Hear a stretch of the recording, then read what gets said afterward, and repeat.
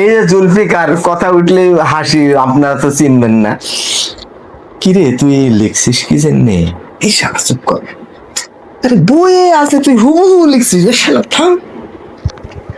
আরে আমি তো শালা বুঝতে পারছি না, আমি তো বহু বছরের টিচার, তো তুই হুবহু লিখছিস। আরে শালা এই বইয়ের লেখা দিলে ছাত্র বুঝে ফেলবে যে, ওইটা আমি হাতে লেখা দিলে বুঝবে যে নোট দিচ্ছে।